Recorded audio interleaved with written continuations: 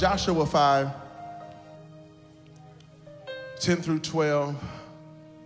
10th verse reads in King James Version, and the children of Israel encamped in Gilgal, and they kept the Passover on the 14th day of the month, at even in the plains of Jericho. Somebody say, a place of victory. And they did not eat of the old corn of the land on the morrow after the Passover. So that would be the 15th.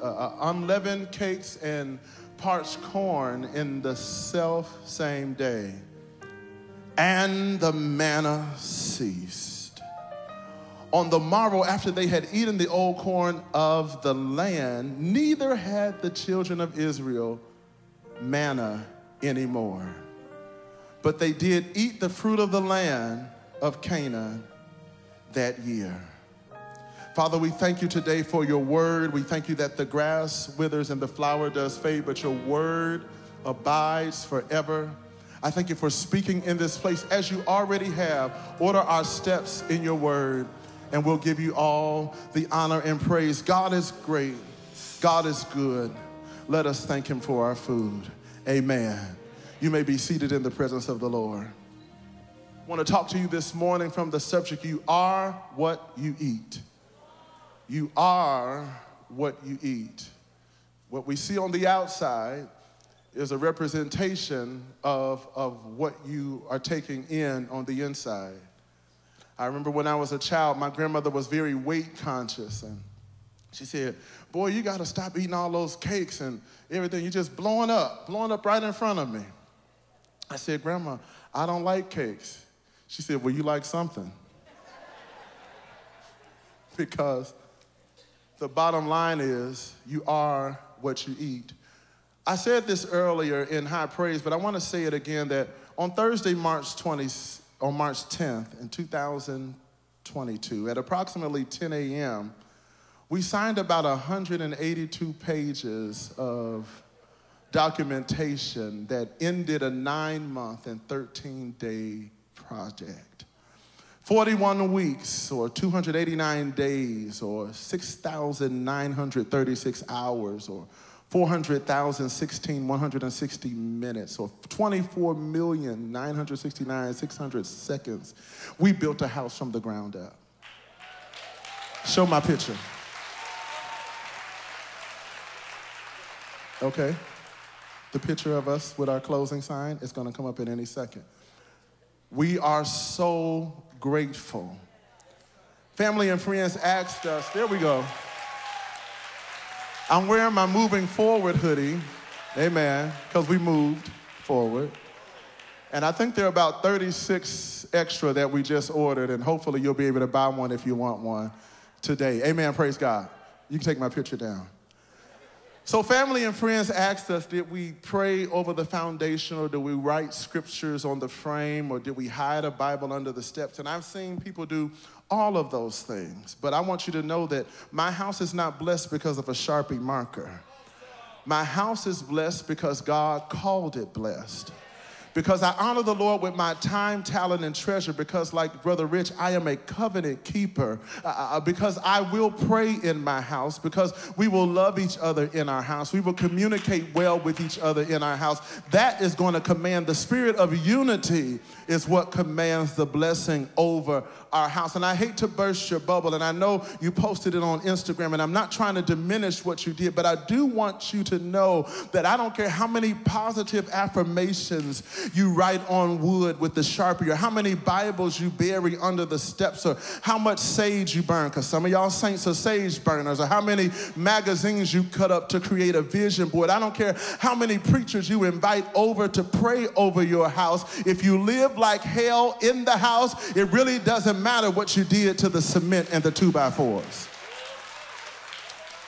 If you're gonna yell and cuss and scream and create an unsafe environment in your house, it doesn't matter how many people you ask to bless your house, because the devil doesn't really care that you chose to do that, but you're also a manipulator. I'm sorry. He doesn't care that you chose to write scriptures. Luke 2:52 is on your fourth step, but you curse your children out and you're violent in your home and you consume all sorts of substances. And ever since Jesus turned water into wine, you have to go to bed with so much. He doesn't care that you decided to write something on the wall if it's not written on the tablet of your heart. So I decided not to do that we would just live in a way that pleased God, and we would have our house blessed by the provision of the Lord, because we created an environment that was conducive for his glory. I want to tell you this morning to be very careful of what environment you create in your home. You don't have to tell your children what's going on. They don't have to hear or see it all, but they will know spiritually that something is unright. Have you ever walked in a house and said, this house is full of tension? But conversely, have you ever walked in a home and said, I can tell that somebody prays in here. I can tell that there's an altar, there's a meeting place between you and God in this house. See, my parents, they were rich in the Holy Ghost, and they were rich in faith and power, but we didn't grow up in an affluent area. We didn't grow up in a nice neighborhood. They didn't have many financial resources to offer us as children. In fact, for a while, we lived in the bottom level of a duplex that my great aunt owned, and there were 5 of us in the house. There were 3 children and 2 adults in a 5-bedroom duplex on the first, a 2-bedroom duplex. Don't get it twisted. There was not enough space for us. 3 of us shared a room. There were 2 bunk beds on one side and a twin bed on the other side. And my parents had another room that was a shotgun room. It had a door in the front and in the back. I know y'all grew up bougie. God bless you. But I grew up in a space where sometimes things didn't quite go right. The pharmacists in my community weren't licensed. They just stood on the corner and sold. So, come on. I know all of you. I know you grew up in Frisco and Plano and Prosper, but that's not the way I was raised. So I'm just telling somebody, say my truth. That's my truth. My truth is that my parents, though they weren't rich in finances, they were rich in spiritual substance. And so one day God finally blessed us with a home of our own. And so at that time, Dan, the real estate man, because that's what he called himself, he called and he left a message on our answering machine, because that's when you had an answering machine in the house. It had a little tape this size. You could rewind it and fast forward it. But if you got messages, the whole house could hear it. And when Dan, the real estate man, called, he said, Sheryl and Joe, because my mother's name is Sheryl and my spiritual mother's name is Sheryl. Who would have thought? But when he said, Sheryl and Joe, I want you to let you know, because Dan, the real estate man, always rhymed. Sheryl and Joe, I want you to let you know that your offer was accepted. And so we were able to move out of that duplex into our own home. And we were so glad. It was a 3-story home. It had a finished basement. It had huge bedrooms. It only had 1 bathroom, but we were still glad because it was our independent space. And so when we came into the house, the neighbors come out and see, well, who moved in? And they wanted to greet us and let us know that we were welcome into the neighborhood. But shortly in that conversation, our neighbor from across the way started telling my mother, I just want you to know there's some strange things about this house. Now, this house for us was a blessing. But the house across the street from her, she had witnessed some curious things. And as a existing neighbor in the neighborhood, she wanted us to know that she thought the house was haunted. That some strange things had taken place in the house. And so my mom was out there being all cordial, and then she started going down this line of conversation about this house being cursed and this house being haunted, thank you, and this house being an unsafe place. And my mama had to stop her in the middle of her conversation and said, I'm sorry, but if there's any ghost in this house, it's the Holy Ghost. I don't care what happened in this house before we got here. From this moment on, this house is a sanctuary unto God. You've got to know how to command the blessing in your own space. Don't let people tell you that just because something bad happened or just because something bad happened in your family history that it has to happen in your life. My house is blessed because I praise and worship God in my house. And I knew from that moment that you couldn't curse what God has blessed. You could not put juju on what God has blessed. You can't cast a spell on what God has blessed. You can make a voodoo doll if you want to, but you can poke holes in it all you want to. But just like Brother Rich, I've got on the whole armor of God. I am a covenant keeper, and I have a promise with God. I have an impenetrable defense. And so when the enemy comes in like a flood, I got a standard that'll be raised in my life. So no, I didn't write no scriptures on the wall, because the moment I stepped my foot across the threshold, that ground became holy ground. I'm tired of you acting like a coward in your own house, letting your children have the run of the house, letting the society have the run of the house. You got to walk in your own house, in your own authority, and say, as for me and my house, we will serve the Lord. I learned at an early age that when you're blessed, people will try to cast doubt on your blessing.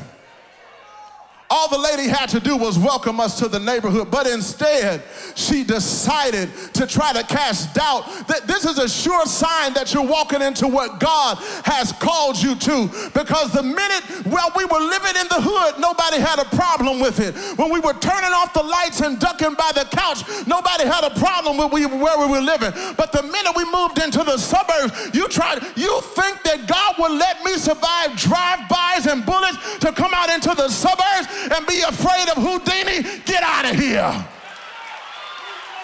I don't care Houdini or who done it. When I walk into a space, I'm commanding the blessing of God to walk in with me. Little did you know, I didn't come in here by myself. I didn't walk in here unarmed. I didn't walk in here ill-equipped. I walked in here with the glory of God.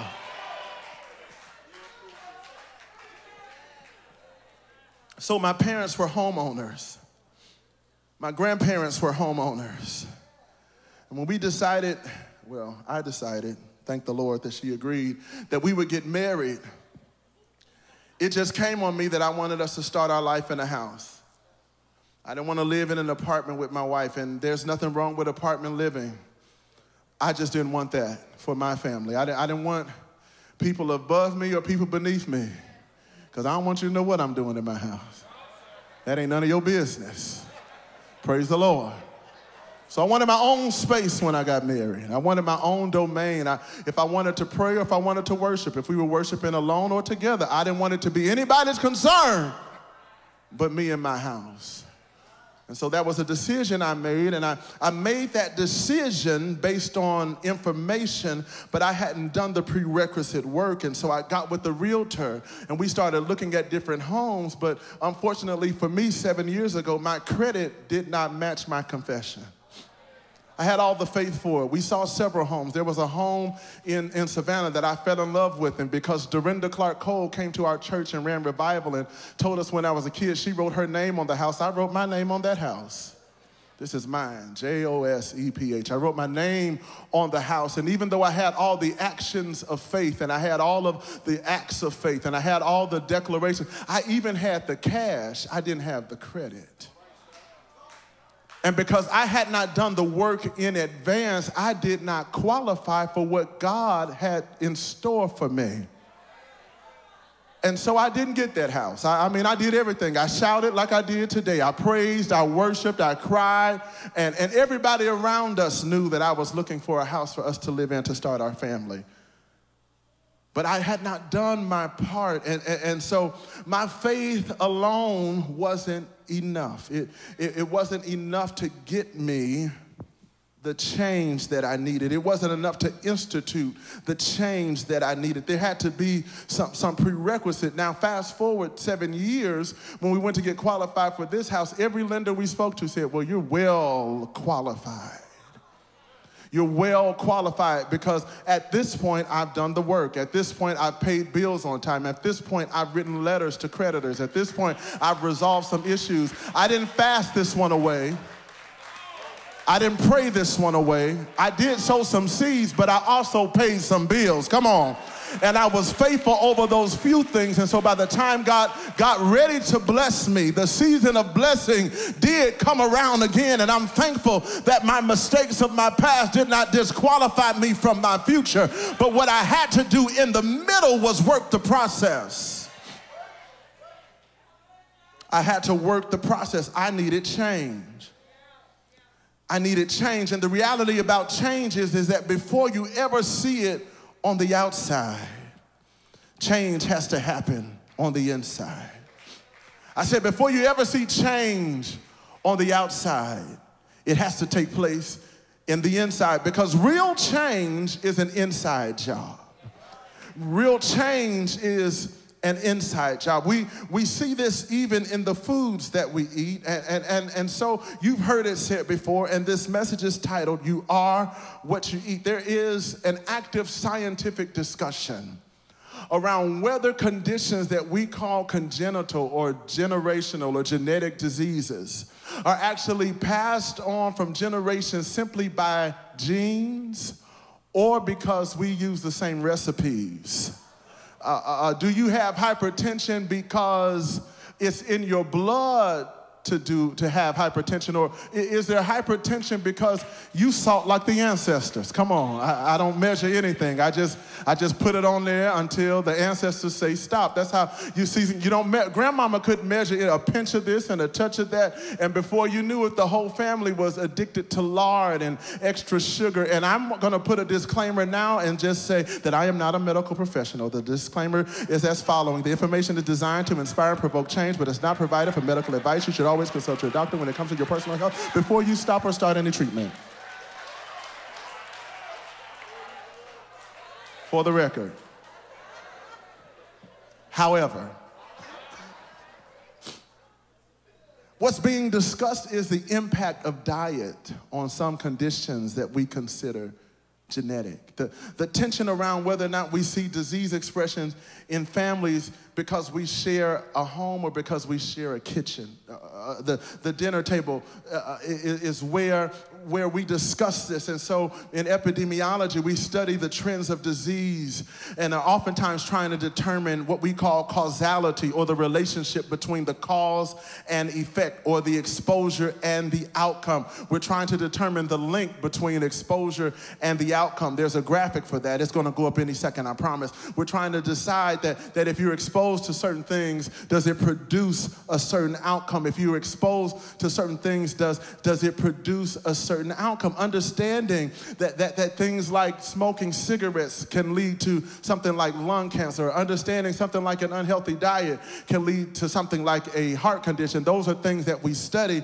in epidemiology. And I told you before I became a full-time person, a staff person of a church, I was studying epidemiology. And so we understood that if we could identify certain cause for exposure, it would produce a certain result or an outcome. Then hopefully at some point along the chain of causality, we could interrupt the exposure to produce a different result. That if I could get in between your genes and your behavior, then maybe we could see a different outcome. So while your genes do play a huge role in predicting what diseases you may develop, exposure or express or suffer from, we could also, if we could just intervene in your behavior, if we could just get in between this exposure and the outcome, then maybe we could bring you to a different destination, that we could bring you into another place. And so that's what God does. He stood in between our exposure and our outcome, and he gave us an intervention. He got in between what was in our mama and what was in our great grandmama and what was in the family way and everybody in our life and everybody in our circle behaved a certain way, but he caused an intervention. I may not be talking to everybody right now, but I'm grateful that God got in between me and my exposure to produce a different outcome in my life. You may have been exposed to drugs, and you may have been exposed to poverty. I might not be talking to everybody, but some of us grew up in dysfunctional households, and some of us grew up under child abuse, and we were touched inappropriately. Some of our families suffered from premature death. I don't know about you, but I'm grateful to God that between my exposure, he instituted an intervention and kept me from death. Thanks be unto God who causes us to triumph and gives us the victory. I need about 50 people in this room that God has ever intervened for to give him a praise for being a divine interventionist. I'm grateful for divine intervention. When I couldn't fix it myself, when I couldn't change it myself, when I couldn't get myself out, when I was strung out, cast out, left out, he intervened in between my exposure. So what was in my genes did not become my outcome. I need about 200 people to give him praise now. It's not for the cute and not for the bougie, but for those that know what's in your family. For those that hate to go to family reunions because you know Uncle Bebe and Cousin Ray Ray is going to be there. Not for those that grew up with a silver spoon in their mouth, but for those who had to come through a few things to be where you are. Those that know I'm sorry, but I know that they were building prisons based on my 3rd grade reading level. I know they were planning for me to be a failure, and I know the devil wanted to kill me at a young age, but I'm so grateful to God that he intervened.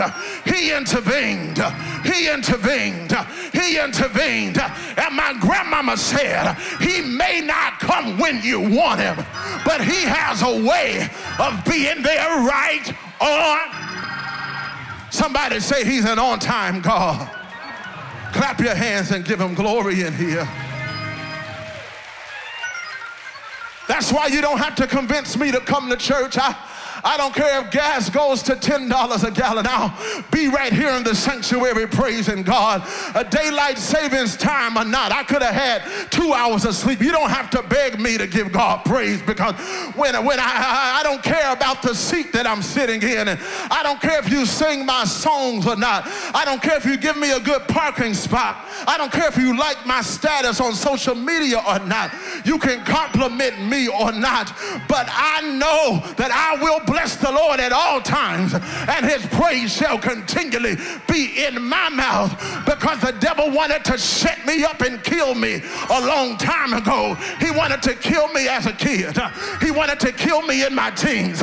He wanted to kill me in college. I don't tell this much, but in high school, I was hit by a train. I'll tell that story later. The devil wanted me dead for a long time, but guess what? God intervened.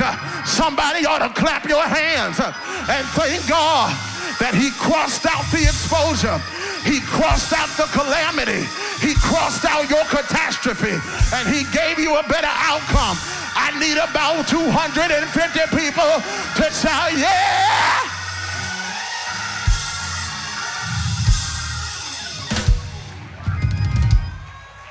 Thank you for intervening.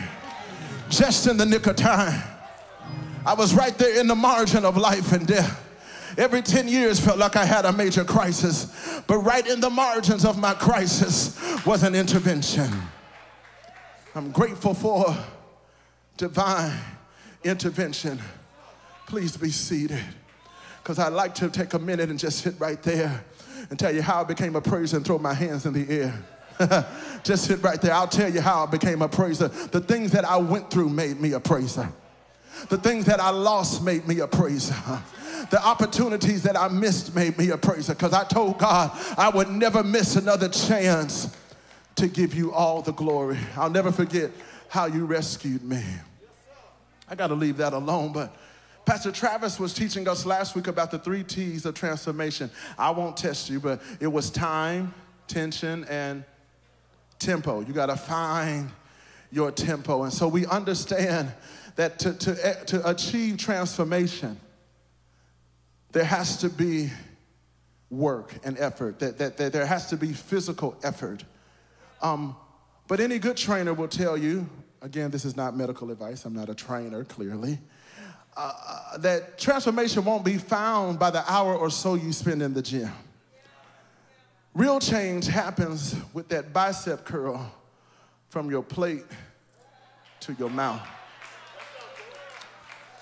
That's the exercise that really makes a difference. Help me, Miranda. Some estimate that the effective diet on weight loss is somewhere between 70 and 80%. It's about 75% what you do outside of the gym and 25% what you do in the gym. You know, it's good that you go to the gym, but if you leave the gym, Joseph, and go to Taco Bell, you have not burned more calories than you've taken in. See, when I lived in Carrollton, my Lifetime Fitness was right around the corner from Wendy's and Taco Bell. And they both stay open late. They call it the fifth meal or whatever they call the fourth meal. So I would, go to Lifetime Fitness, 45 minutes of elliptical, 30 minutes on the floor, and exercise that foot right onto that drive-thru. I want 2 crunchy taco supremes.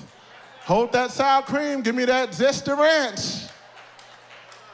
Y'all got any of them cinnamon twists ready? I'll take it with a large Pepsi. So I burned 500 calories in my workout and ate 2,000 calories on my way home. I know you're laughing, but you come to church once a week. You get your exercise in. You tell them thank you. You cry. That mask is so snotty, you just have to throw it away. Don't even keep it. You work yourself out. You flex all your spiritual muscles in the gym of the Holy Ghost, and then on your way home, before you could even get home good, you pulling through the drive-thru of junk. What sense does it make to exercise your body if you won't exercise self-control? What sense does it make to have a medical intervention? Many of us, some of us are on hypertensive medication. Some of us are on dialysis. Some of us are on heart medicine. Some of us are trying to watch our blood sugar. But that medicine is not designed to combat KFC every day. It does not make sense to have a medical intervention and never change your diet, because you are what you eat. If you don't burn more calories than you consume, that's the law of reciprocity. If you take in more than you give out, you're going to experience weight gain. And while a lot of us should be more fit in the spirit because we've got a good diet prepared for us, some of us are overweight in our spirit, man, because we have not properly exercised control over what we consume. So we all on TikTok and all on Instagram and all on that, what's the one where you call in all the time? You call in, it's an app. They love to prophesy on there. You letting everybody prophesy to you.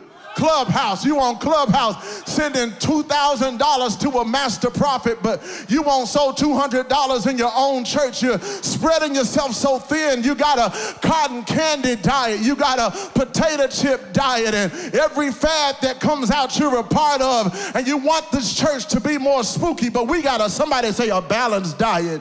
We got a balanced diet in here. You'll get a little preaching. You're going to get some prophecy. You're going to get some teaching. You're going to get some instruction. You're going to get some praise. You're going to get some prayer. You're going to get some understanding. You're going to get some principles. I refuse to be one-dimensional in my life, and I refuse to have this much spiritual exercise and then put anything in my mind and in my body to pollute the work that I did in the room. I love Taco Bell. God knows I do. But if I want to achieve the weight loss that I can see for myself and that's been declared over me, if I'm going to receive the transformation, I'm going to have to control what I eat. But that's my problem. I love food. I love food. I love food. I love good food. I love peach cobbler, and macaroni and cheese, chicken, and I can fry a mean piece of catfish. I don't care what nobody say. I fry good catfish. I can make you a mean pot of greens, and lately I started making sweet potato cornbread. It's a wonder, it's a wonder, it's a wonder in my soul. If I love you, I'll bless you with it. Sweet potato cornbread, it's just a whole nother thing. And so I gauge my experiences on how good my food is. If I'm traveling out of town, I could be going for ministry, business, or leisure.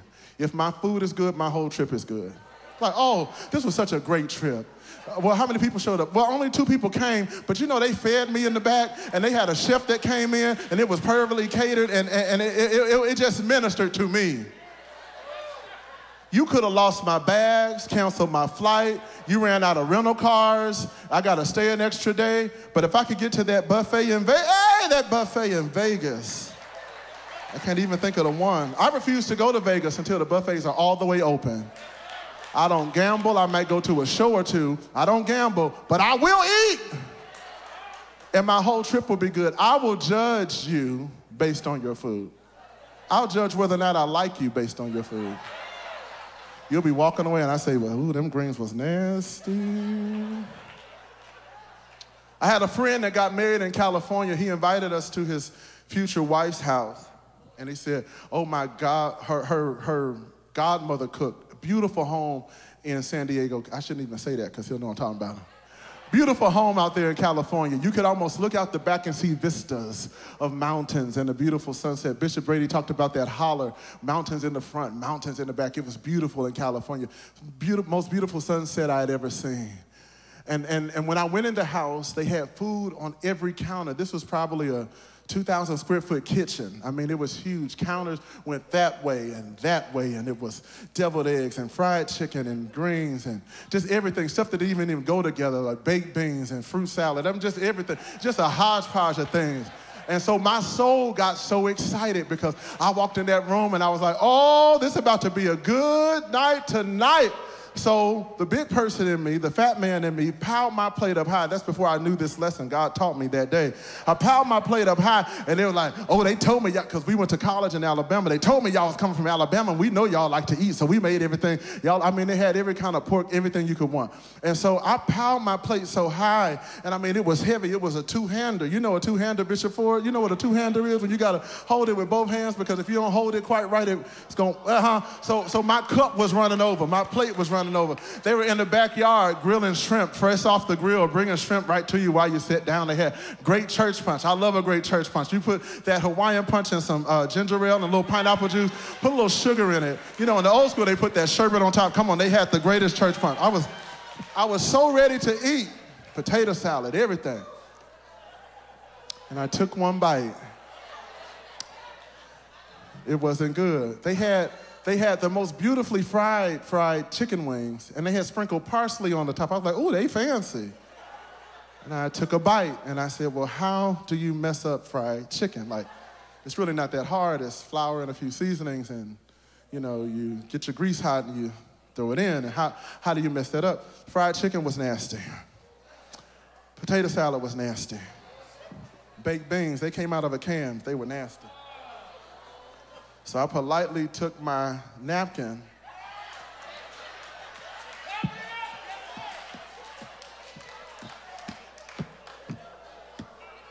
because they knew I was big and I was a big eater, and they wanted to, you know, when you big, people want to watch you eat. I'm a cook, so I know it. I watch people when they eat my food like, they talk about that Popeyes lady, but that's how I be, that Popeyes lady. That chicken is good, ain't it? I covered the plate up. They kept bringing shrimp. They kept bringing drinks. They kept bringing food. And they kept bringing it all to me, and it was all nasty. And I said to myself, I learned 2 lessons that day. Number 1 was always start with a small plate. Clap your hands and give God praise. That's a life lesson. Y'all want principles? Principle. Always start with a small plate. You can always go back. I didn't know that. Fat boy was greedy. Always start with a small plate. Just get a little spoon of everything you think you like. Secondly, listen to the people while they're eating. If there's a whole lot of talking going on, the food is not good. There should be a holy hush that comes over a table. Y'all know what I'm talking about. You smell dressing cooking all day. You can smell sage all through the house. Not the sage y'all burn, but the sage that goes in dressing. You can smell candy yams. You can smell it all day. You're just talking and laughing and watching games and playing games. And when that table is spread, shh. Secondly, listen to the people talk. And the third thing I knew, and don't think I'm wrong for this, but that food was so nasty. I said, this marriage ain't gonna last. This marriage is not gonna last. You can't feed me this bad and expect to live happily ever after. Ain't no way. This y'all holiday meal and y'all gonna make it for 30 years. Because if God mama taught her how to cook, it ain't gonna last. I ain't calling no names, but needless to say 3 years later, it was over. Dun, dun, dun. Moral of the story is, learn how to cook. Food is important to me. I love food. I love good food. I love good food, but food is also important to God. Why would you say that? Well, when Jesus taught the disciples to pray, he told them to ask for daily bread. And some of Jesus' most wide range and widespread miracles involve food, fish and loaves. Y'all gonna catch up. Yeah. His first miracle involved drink.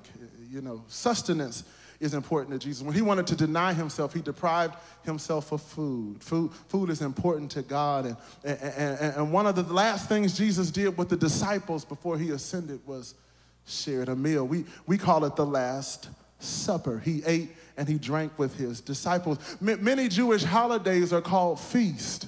Food is important to God, y'all. The holidays are called the Feast of First Fruits. There's food in the name, Feast of Wheat, Feast of Unleavened Bread, all because food is important to God, and because food is important to Joe and food is important to God, it was also important to the children of Israel. So much so that 430 years after slavery, they were crying to go back into bondage all over food. They didn't say, take me back so I can work, or take me back so I can have a shelter, or take me back because I left my friend, or take me back because a couple people died, or take me back because my grandmother's no longer here. Take me back because the food of bondage is how I have defined my life. What shall give us flesh to eat? We remember the fish which we did eat in Egypt freely, the cucumbers and the melons and the leeks and the onions and the garlic. And I got to say, how bad does it have to be for you to start reminiscing about leeks, onions, and garlic? How bad do you have to despise freedom to come into a new place? You were in a season called manipulation, but you're reminiscing about food, and it's not just because this is what we do. We don't just romanticize the good, but we really pull up that bad part. I just want to be back where the leeks and onions are. If you could give me my first slide, it's called the 3 phases of transformation. And when you're going through transformation, as the children of Israel were, you will enter a season. The first season is called manipulation.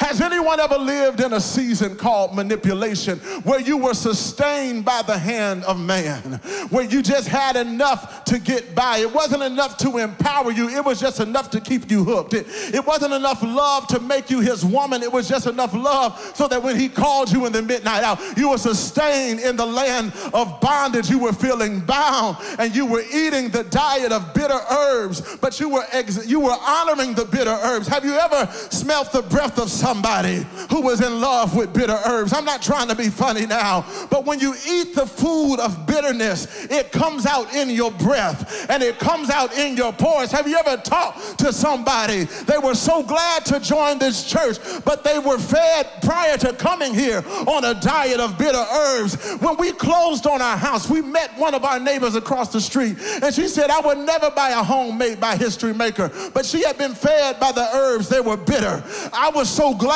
to be in my house, but bitterness programmed her. And while I was looking forward to my house with opportunity, she was looking back at her house with bitterness. Don't let anybody that's been fed by bitterness taint how you see yourself.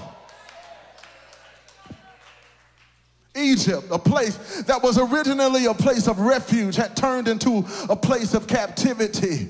They were in a place where they had a big vision but small capital. They were in a place where they had good ideas but bad credit. They were full of love, but they were still single. Come on. They just couldn't seem to meet the right person. They were overflowing with creativity but couldn't seem to shake the depression. You know, bondage. They were in a place called bondage. You want out, but you can't get out. And so Moses starts testifying to them that God has a way of escape. And so they come out of the place of manipulation and they move into a place called manna. Manna literally means, what is it? What is it? They come out of being fed and sustained by the hand of man to being sustained by the hand of God. Has anybody ever been sustained by the hand of God? Come on, but you've got to take care not to perfect the recipes of bondage to the extent that you no longer know how to eat without shackles around your wrist. Anytime that you possess a promise, you're going to have to traverse the middle passage of uncertainty. And I can define this place because I spent a lot of my life in a place called uncertainty, where I just had to ask God, what is it? I'm not talking to the people who know everything and their faith has never been shaken. I didn't come to preach this morning to those who God tells you what color socks to wear and you never get rained on because he tells you in the morning you have a dream the night before about water and you know it's going to. I didn't come to talk to the know-it-alls, but I came to talk to somebody who has asked God for an answer, but his answer looked like, what is it? Trying to obey God, but now I'm hungry. I'm not here and I'm not there. I'm not fully out of what I was in, but I'm certainly not into my promise yet. I'm betwixt and I'm between. I'm neither here nor there. I'm in a middle place. I'm in a poorly defined place. I'm in an unsure place. I'm in a wilderness, and so many people die in the wilderness. So take me back to slavery, because I know slavery. I came out of bondage. I came out of a place that had a routine. I came out of a place that was reliable, and I would dare say had some sustainability, because I understood all of the rules of bondage. Pharaoh needed work and I needed food. It was a mutually beneficial situation. So take me back to Egypt, because this wilderness that I'm living in has left me feeling uncertain. I don't know what it is. Have you ever prayed to God for something, but his answer, when you tried to grab it, you couldn't define it? No sooner had you been married, asked God for a spouse, just put away your bridal magazines and took down your Pinterest board of what you wanted at your wedding, only to get into year 2 of your marriage and have to ask God, what is it?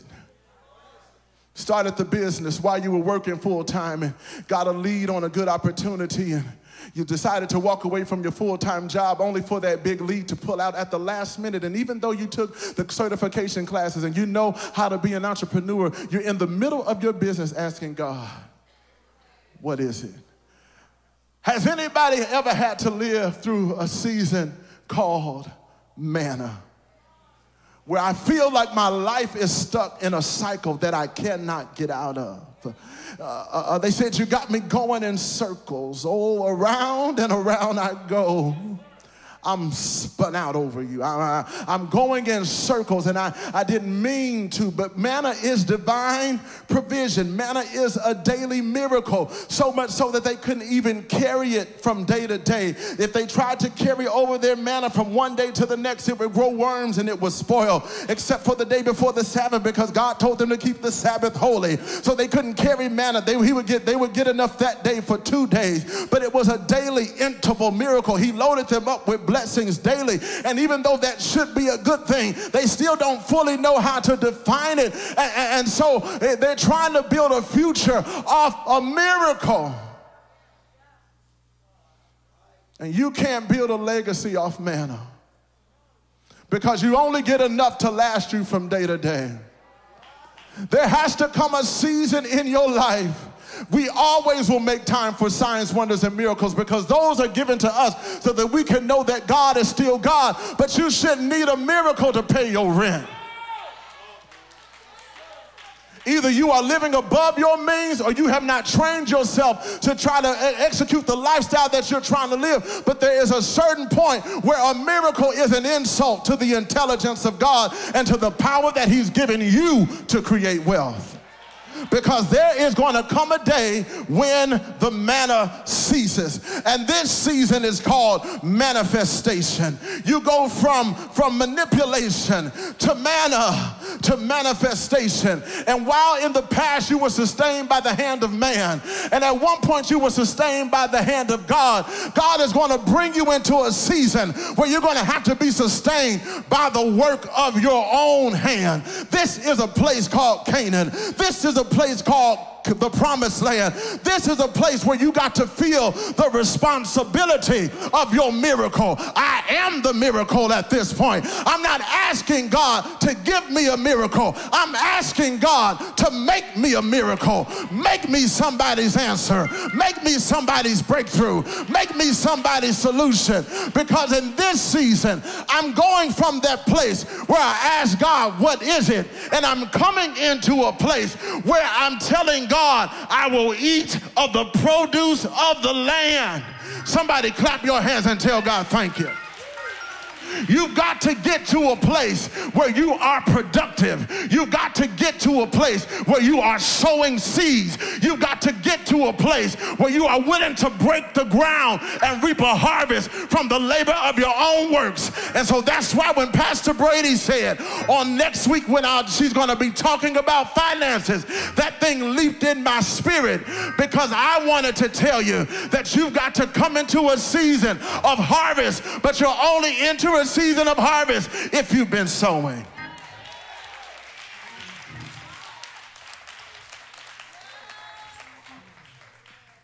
You are what you eat. Come on, stand all over the room. You are what you eat. When a woman conceives a child, before the doctor can tell her anything, before a test can tell her anything, sometimes she'll just wake up and start smelling things differently. Wake up with a craving that she never had before. I can't fully explain it, but I got to satisfy it. Because the cycle in the middle was 40 years, but it was broken when a seed was planted that produced a harvest. Every cycle in your life can be broken by a seed. Somebody snap your fingers. That's the moment of conception. The moment that you believe in your heart that you have a harvest coming and you plant a seed in good ground, you are guaranteed to reap a harvest, because every cycle is broken by a seed. I want to tell you today that your productivity is directly connected to your willingness to sow. your willingness to break the ground, your willingness to dig up some things and to wait on God.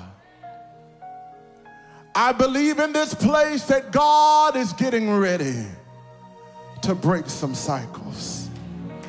I believe that God is inviting us into another level of living, but it's going to come with another level of sacrifice. To whom much is given, much is also required. But in this season, you're not just eating for one, but you're eating for two. So you're going to have to be very careful what you eat and consume in this season, because you don't want to risk and put at risk what God has given you to birth. I don't know about you, but I'm ready to come out of the season of manna and into the season of manifestation. And the children of Israel encamped in Gilgal, and they kept the Passover on the 14th day. Today is the 13th day. Tomorrow is the 14th day. And on the 15th, the manna ceased. Hands up all over the room. I want to prophesy to you this morning that you are entering into a season of divine manifestation. That you are entering into a season where the things that have been planted in the ground are going to break through the surface, and you're going to be able to eat of the produce of the land. That your season of what is it? Your season of being stuck, your season of the cycle is coming to an end, and God is about to dramatically and heroically rescue you from the hand of your oppressor. You've come out of bondage into the wilderness, but I did prophesy, I decree, and I declare that we're going to see a harvest in the next 48 hours. On the 14th day, they observed the Passover, and on the 15th day, the manna ceased. The manna ceasing isn't a bad thing, but the manna ceasing is an indication that God has strengthened your hand to sustain what you need for this next season in your life. If you receive it, clap your hands and give him praise. Shout manifestation. Shout manifestation. You're saying it, but shout manifestation. Shout manifestation. Every dream, manifestation. Every idea, manifestation. For your children, manifestation. For your future, come on, shout manifestation. Manifest, manifest, manifest, manifest. Eyes haven't seen, ears haven't heard, neither has it entered. Manifestation, what God has in store. You're about to do something supernatural for me, and you're going to use my hands to do it. You're going to use my hands to do it. You said if I was willing and obedient, I would eat the good of the land. And I've been willing. I've been praying. God, make me bold so I can boldly obey you in this season of my life. I won't be stuck another day. I won't be limited another day. I won't be bound another day. I've been faithful too long. I've been stuck and faithful. I've been crying and faithful. But God, grant me access to a season called manifestation. Shout manifestation.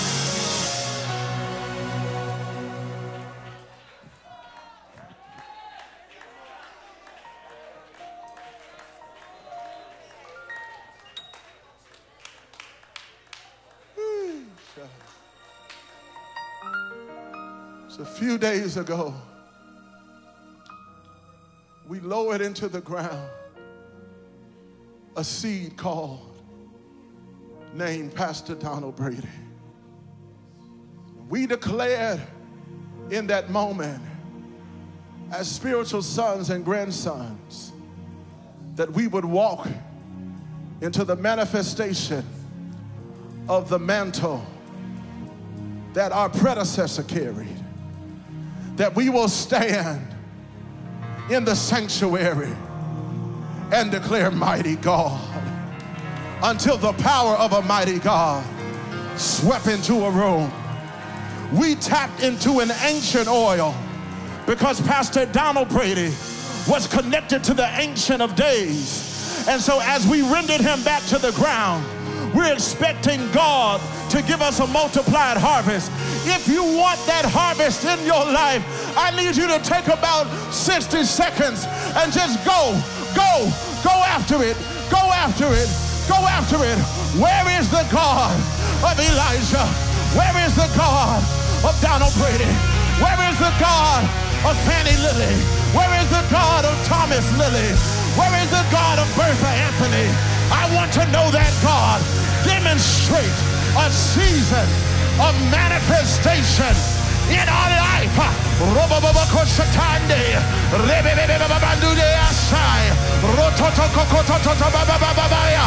Be it unto me. Be it unto me. How can this thing be? I've never met Donald Brady. How can this thing be? I've never met Fannie Lilly. How can this thing be? I don't know a man, but in this season, you won't need the hand of man. In this season, you got to say like Mary said, be it unto me according to your word.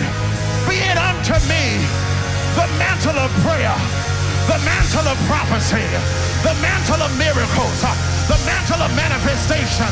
They told a testimony at the funeral about a dead baby that Pastor Donald Brady laid his hands on and she breathed again.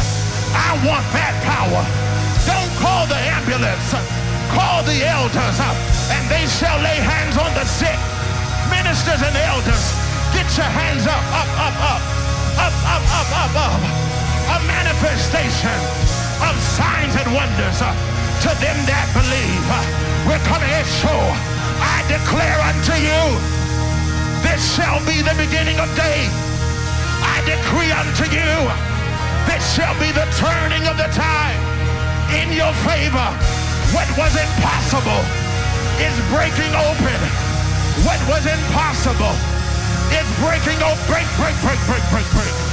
Break. Let's go. Ho, ho, ho, ho, ho, ho. Ho, ho, ho, ho, ho, ho. Shandalalalabahaya. Break it open. Break it open. Break it open. Break it open. The baby's crowning. The baby's crowning. You've been carrying long enough. You've been in a silent season long enough. You've asked God, what is this? Long enough. I need you to get in the birthing position. Somebody push. Push. Push. The baby's crowning. Push. The baby's crowning. Push. The elders of old knew how to bear down in the spirit. Bear down in the spirit until we get a breakthrough. Bear down in the Holy Ghost.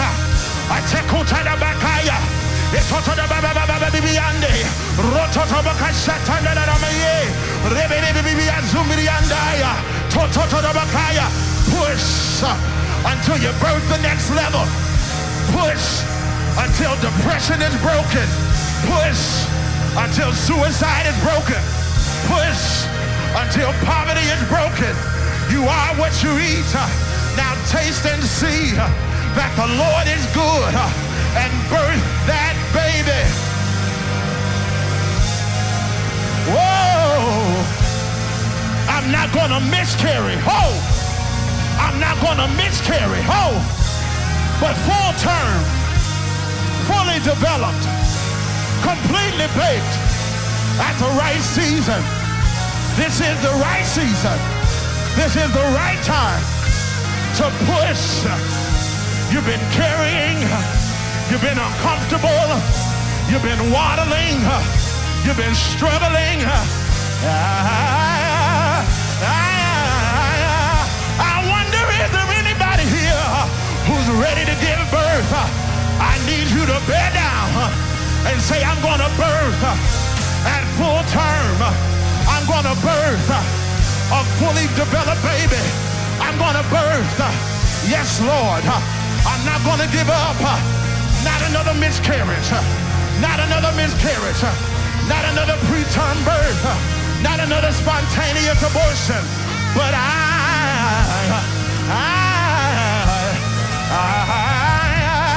I'm going to give birth. I'm going to give birth. Every promise, every prophetic word, every utterance, every dream, every goal, every aspiration.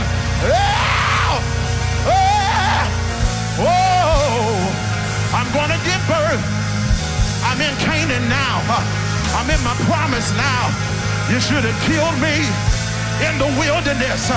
You should have killed me in Egypt. But I'm in Canaan now. I'm in my promise now. And I got a question. How did it feel when you came out of the wilderness? What kind of praise did you give God when you came out of the wilderness? How did you thank him when he brought you out? How did you thank him when he broke depression? How did you thank him when he broke poverty? And I feel like going higher, because every round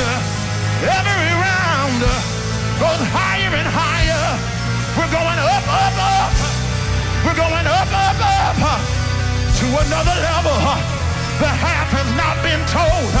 The half has not been told. I said the best is yet to come.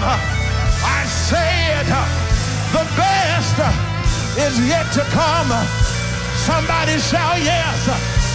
Is there anybody here who's been stuck in the wilderness long enough and you're ready to show the devil what a free praise looks like? This is what free praise looks like. This is the praise of Cannan. This is the praise of the promised land. Somebody praise him. Somebody holler. Somebody shout. Somebody say yeah. Somebody say yeah. Yeah.